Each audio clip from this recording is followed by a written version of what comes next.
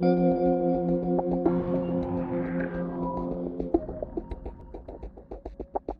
up, everyone? This is Landman here with you again. Cheeseheads Weekly here. So we got a few things to talk about. Guess what? There's gonna be some more Aaron Rodgers talk here this week. We've been having a lot of that, haven't we? But if you're a Packers fan, you probably don't get tired of this stuff, especially since it's getting exciting. We're getting closer and closer to the draft. It's April 3rd now already, and this is great. This is great stuff. Trade's gonna be coming soon. It's a great time of year here for to be a Packers fan for sure. So before we get into things, I'd like to tell you a little bit some stuff here. We have not been having as much participation in some of these things. I'd love to see more of that. Um, I don't know if you guys are getting disinterested. We're definitely not having as many listens. If you are disinterested, please send me in a voice message or something and tell me ways. Tell me how I need to get you interested. Ask some questions. Get me topics to discuss. Cause this is the show for the people, and so we wanna keep the topics what you guys are wanting. So I haven't been having a lot of feedback. I'm just kind of going off of what I kind of am into at the moment. But we do have the Q&As and the polls on Spotify. Um, there's a link in the description to send in a voice message. This episode and all of the episodes before this one, and all of the ones after this one as well. Send in whatever you want there, and if you do not want it to be on the show, that's fine. You just say so in the voice message, and I always listen to it before the show, so I can make sure not to put it on the show. I'll just answer the question. Um, yeah, we are available on Spotify, Google Podcasts, iHeartRadio, Stitcher, Pandora. So yeah, it's we're growing. So can't wait to continue that. Um, but not on Apple Podcasts yet. They have way too much of a process. Oh man, this is why I am not an Apple guy. It is not fun trying to get your show on Apple Podcasts. I created an account and everything, and then they want even more information from me. So we'll see. I might do that sometime. We'll see. Like I said. New episodes every Tuesday. And then you can hit the bell on Spotify at least to be notified when a new episode comes out. Also, it'd be great if you could rate the show. More ratings help boost the show and get it out to more people. That'd be fantastic. Also, be sure to tell your friends. I need lots of Packers fans here. The more the better, obviously. So if you could tell your friends about the show, that'd be amazing. So I guess maybe you're tired of me blabbing about how I need help on this show. All right, we'll get into the real deal. First, I'd like to go into kind of discuss what I talked about in the poll that I put out for my last episode. Um, it was about Lamar Jackson. I haven't really talked much about Lamar Jackson. Just send in a voice message or something and tell me if you want me to talk about him more. This is a Packers podcast, but maybe you Packers fans want to hear about Lamar Jackson. So, or maybe even you non-Packers fans that happen to be listening want to hear about him. So, like I said, I'm not receiving any feedback, so I'm very likely to be listening to any feedback I get and going off of that, whether you're a Packers fan or not, because guess what? I don't got anything to go off of at the moment. So, uh, it's a one man show, so we can get some more people involved. So it's more than a one man show. That'd be fantastic. But the poll was which is the best landing spot for Lamar Jackson if he is traded, which is looking increasingly more likely. I still do not consider it likely overall, but it is more likely than before. That is for sure. I gave you five options. There were only three votes. Of course, one of them are mine. every week. One of them's mine. I was the only guy who voted for the New England Patriots. That seems like the best landing spot for me. They really need some help on offense. They need speed. He's dynamic, a dynamic playmaker. They need guys like that on offense. And guys like that, guys that have all that natural ability that don't need a ton of help. That's great. They don't need a great supporting cast because they can do it all themselves. That's what you need for a guy like Bill Belichick, who's more of a defensive guy, doesn't really know a whole lot about offense. So we also have the Indianapolis Colts, Houston Texans, Tennessee Titans, and the Tampa Bay Buccaneers. And the other two votes went to the Tennessee Titans. I was kind of surprised about that. Um, you can all send in a voice message or answer in the Q&A why you voted for the Titans. I would be very interested in knowing that. And if you want me to investigate that more and talk about that, why the Titans could be a good landing spot, I would be okay with doing that as well. Let's get into some Rodgers talk. So it looks like the trade is the deadline's getting closer and closer. We all know that. Uh, Before we get too much into Rodgers, I would like to say a few news. There was some more interviews as the meetings continued. There's some changes that players may not like, some things going on. But we do have we got some just Packers stuff that's kind of in the background with all this Rodgers stuff going on. But as far as some defensive stuff, there was some explaining about Joe Barry. LaFleur said, I think he said something about how the season progressed. They thought the defense was progressing, um, and he thought Barry was doing a good job. Adjusting things, changing things, and putting players in positions to succeed towards the end of the season and getting them back on track. That was kind of what LaFleur thought, and it kind of resonates with what we've been saying, what Troy said when he was on the show, what I said, what Elijah said when he said in that voice message, kind of the fact that his season was probably the fact that he's still here is primarily because of the last few games. But like Troy said, they weren't great teams they were playing against. I still would have liked to see them hire a new guy. But if he can continue that success that they had the end of last season, starting at the beginning of this season, that'd be okay. But I think they definitely need the defense to step up this season. They have so many playmakers on defense, and they definitely need to step up. I mean, they played better at the last half of the season without Eric Stokes and Rashawn Gary than they did at the beginning of the season. And that's kind of, yeah.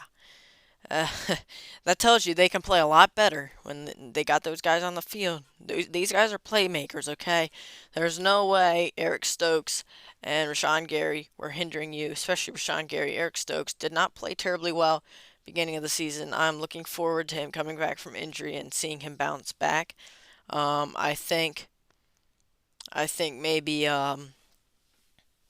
Barry can adjust some things, hopefully for Stokes, to put him in a position where he can succeed.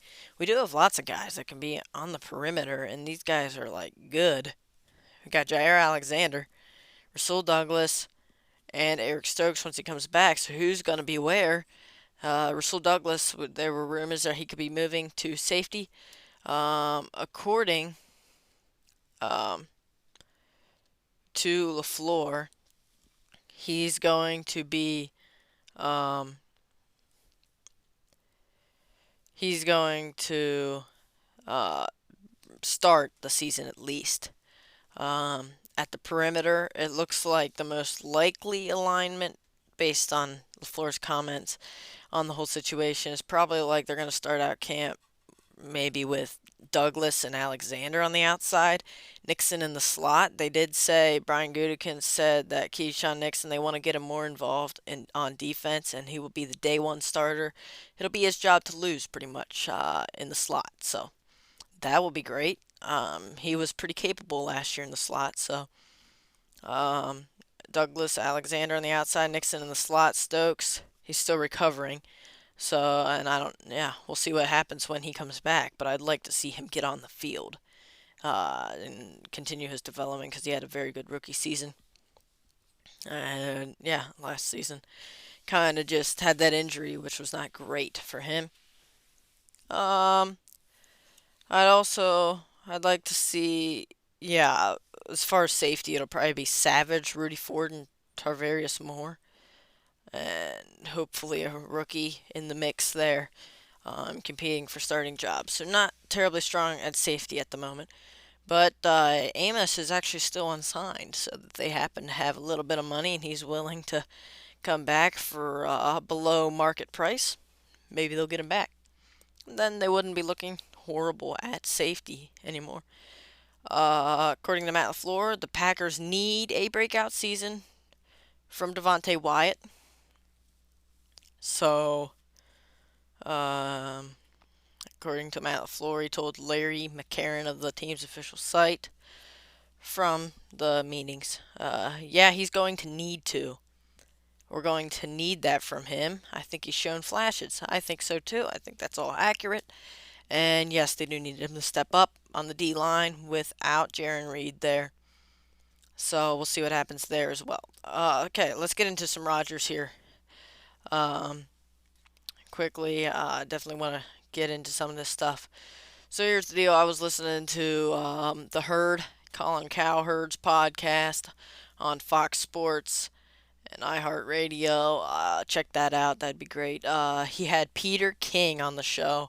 Peter King's really been covering this thing pretty well, and I'm from NBC Sports, and I really like his takes on it. I think he's got a lot of the stuff spot on. He did report at one point that the Packers wanted multiple first round picks. That obviously is not going to happen. Um, and at this point, it seems like um, that they might not even get one first round pick. In fact, it seems likely that they will not get a first round pick in this year's draft. According to Albert Breer of SportsIllustrated.com, the deal could get done soon. It'll be certainly done before the draft. Um, and then Dan Graziano of ESPN, he said much of the deal is already done, likely, but the trade will not include the Jets' first rounder in 23, and it will be finished before the draft. There's been apparently lots of sources. Graziano's heard from multiple sources that they're not dead set on getting the 13th overall pick in the trade. The Jets' first round pick this year. Um, and that is what Goody said at the league meetings earlier as well. He said that obviously he's a premier player. They want to get premier picks, but they understand that they might not be able to get a first round pick, and they don't need that. So that seems to be yeah, seems like what Brian Gutekunst said was accurate. So what about, let's look at the leverage situation here. Who has the leverage? Now, I initially thought and certainly hoped as a Packers fan that the leverage was with the Packers. Colin Cowherd of the Herd has been saying this all along. Uh, just the fact that the Packers have their quarterback in the building. Jets don't. Jets are desperate for a quarterback. Packers are like, we can wait. We got our guy here. He can practice. He can mesh with our guys, get a chance to mesh with them. Where the Jets, they're looking to make a run, and Rodgers has never played with these guys before. Some of them are younger. It's a younger team. Rodgers needs time to mesh with them, and so they're not going to wait to June 1. Well, you realize they were never going to wait to the start of the season, till training camp. June 1 is when Rodgers' salary cap gets a lot cheaper. Packers were not planning to wait that long. They never were really planning to wait that long. No one thought really that they were going to wait that long. Packers certainly could have waited it out that long, but I think is what the deal is they're gonna get it done before the draft. That's the real deadline. That's what I heard from Peter King. Um, and like the others, he also said that it does not look like they will be getting a first round pick, but that the deal will be done before the draft. So that's what it's looking like. So if we look at it this way, it looks as if the leverage is a little bit more with the Jets. Now I realize it seems like most of the deal's done already. It's not as much of a leverage situation anymore anyway. I think we already know kind of what Packers are getting. They kind of know what they're getting, and it's just about finalizing the details at this point. That's what it seems like. But if there was a side that had leverage at this point, I honestly kind of don't exactly like to say this, obviously, being a Packers fan, but I think the Jets have the leverage at this point because the Packers, the deal for them, they want compensation in this year's draft to get Love some weapons, to help give him some weapons, and I think the Jets, that could have helped them get off the first round pick, because Packers are like, we want the first round pick. They're like, we don't want to give it to you. And Packers are like, well, we want something in this draft, so let's just go for a second round pick or something. So what I think is the Packers will get like a second round pick this year, and then maybe like a conditional pick next year, based on either how well Rodgers plays, how well the team plays, or like maybe if he plays another season. If they're gonna do that, I think they need to go the route where how well Rodgers and the team plays. They need to go that route, just so the Packers have a chance of actually having the pick to go up, because I don't consider it likely Rodgers plays another year. And then maybe, 20 to 25, you give the Jets a fourth round pick if Rodgers does not play. If he does, Jets give the Packers a little something, third or fourth round pick. Um, we'll see what happens, but I do think the Jets have the leverage at this point, just because Packers want pretty badly to get it done before the draft, and the Jets can wait that long. They feel they can wait till the draft before they get Rodgers in the building. So I think they will. It's about not having to give as much, and they're probably talking about money, salary cap, Rodgers' salary, and just the details, the nitty gritty stuff that is very boring and annoying and not as fun to talk about. So anyway, that kind of concludes my talk about Rodgers. It seems like trade will get done before the draft. The draft is coming up. It's April. End of April, we get the draft. It's going to be amazing. Cannot wait to see who the Packers draft, what it's going to look like, what their team's going to be looking like heading into the 2023 season. In future shows, I want to review the Packers 2022 draft class, how they did. And then I also would like to probably make up a mock draft, use a mock draft simulator, and just kind of play with that. I realize they are not very accurate, the simulators aren't, but they're fun.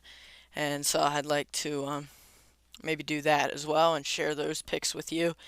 And maybe like a list of 10 players that I'd like to see the Packers draft in the first round or something. Or maybe top 5 in first round, top 10 for first and second. I don't know. Something like that. Some rankings. Just get into a little bit more draft stuff here before we get to the draft. So that's for next week. So stay tuned. Be ready for that. If you have something else you'd like me to talk about, please let me know. I am very willing to talk about anything you want to hear me talk about. So thanks for listening to the show. Be sure to rate the show. participate in Q&A and polls on Spotify. You can get the show in plenty of different places except for Apple Podcasts, pretty much all the major ones. Besides that, new episodes every Tuesday, and be sure to tell your friends about the show. And I guess I will talk to you later. How about next Tuesday? Goodbye.